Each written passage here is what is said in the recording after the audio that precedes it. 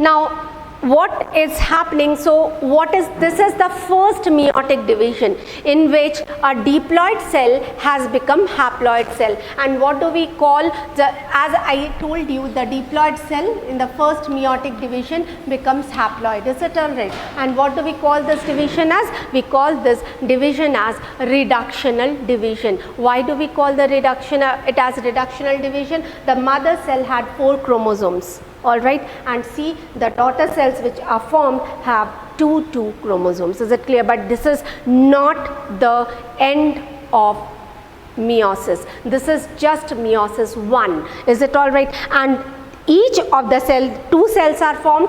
Each cell will undergo meiosis 2, and meiosis 2 is exactly like mitosis. Is it alright? So just let us do in brief that how is the chromosomal number restored, is it? So this is the end of meiosis 1. Now meiosis 2, we start with this cell itself. This cell itself, is it alright? Okay, these are the 2 cells formed at the end of meiosis 1, or we call it reductional division. Okay, now each cell,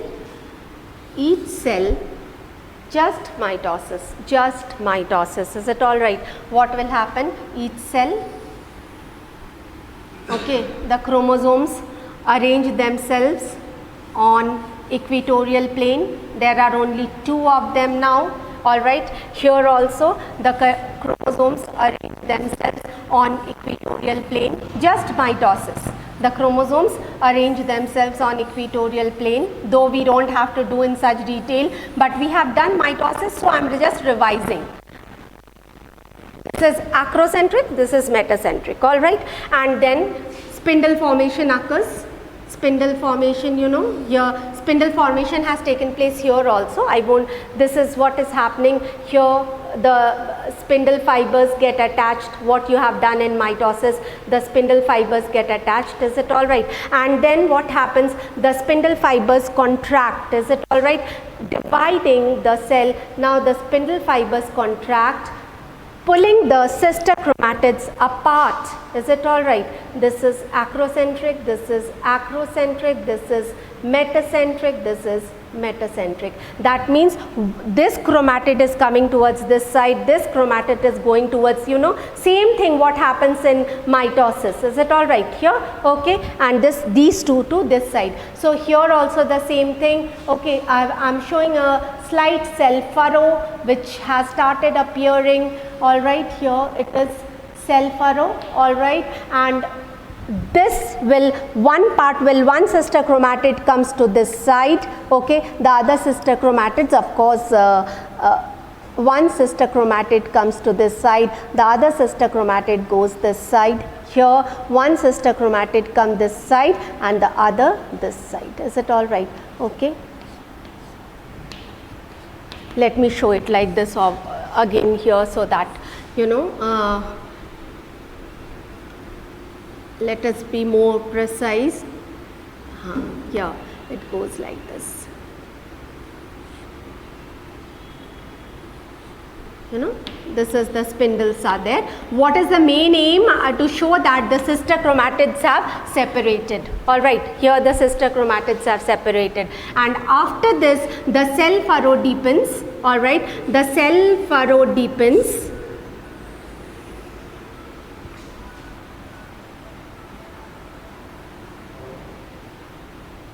All right, the nuclear membrane appears, the nucleolus appears. All right, okay, and each side there is a chromosome.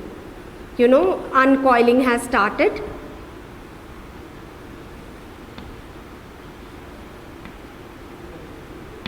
Okay, these 2 this side, these 2 towards the other side, and finally what will happen? It will divide, the cell furrow will become deeper and it will divide the 2 cells. Okay, something very brief we have to do. The same thing happens here, the same thing happens here. Okay, so the cell furrow deepens here the cell furrow becomes deep. This is telophase, what you remember. The cell furrow becomes deep. The nuclear membrane reappears.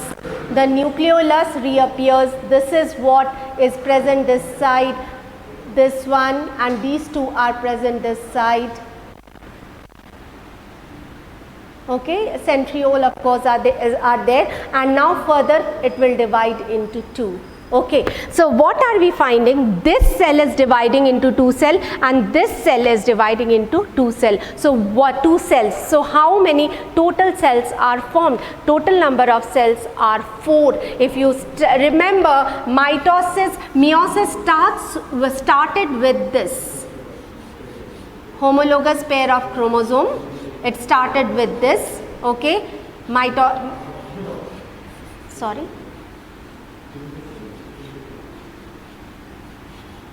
okay, it started with this, alright, it started with this in the first division, after the first division it became like this. After the second division, each of the cell has formed 2 daughter cells. This cell has formed these 2 daughter cells, this cell has formed these 2 daughter cells. Is it alright? So what is the number of daughter cells formed? The number of daughter cells are formed are 4. 1, 2, 3, 4. 4 daughter cells are formed. This has formed 2 cells, 1 and 2. Is it clear?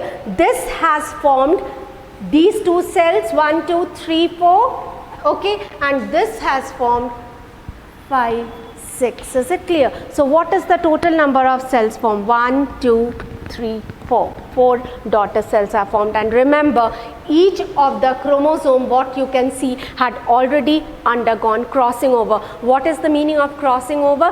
They have the chromosome number was mixed, sorry, the genes of the mother and father were mixed up. Is it all right? And each one is, if this division is taking place in a male, then it will lead to the formation of sperm, and if it will lead to the formation of sperm, and if this division is taking place in a female, in the ovary, it will lead to the formation of ovum or egg cell.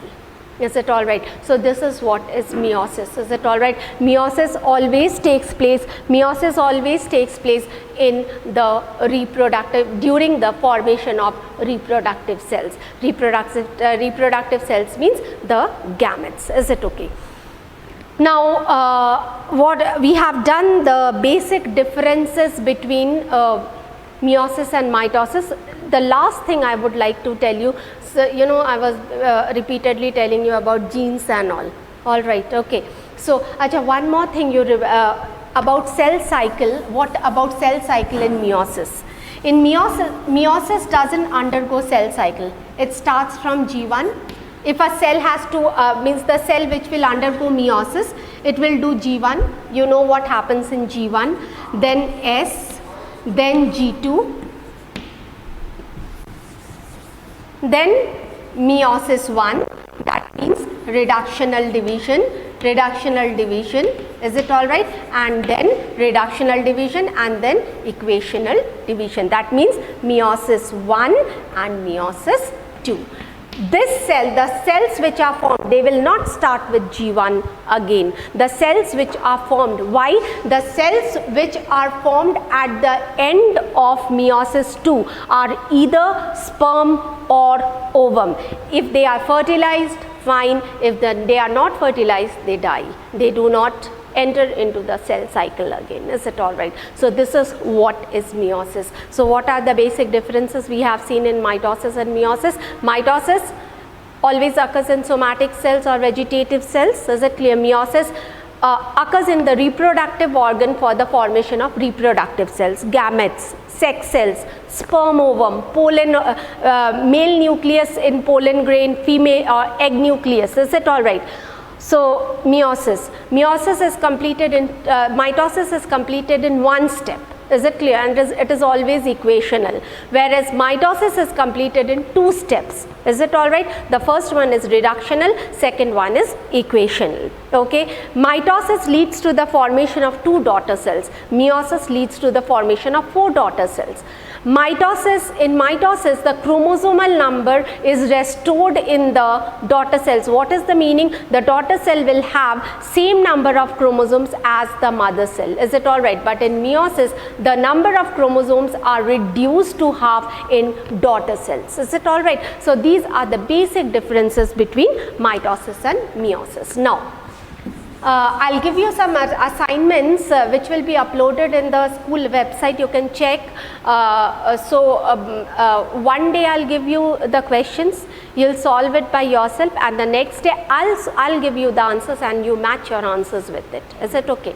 Now, see, when we have spoken so much about genes, all these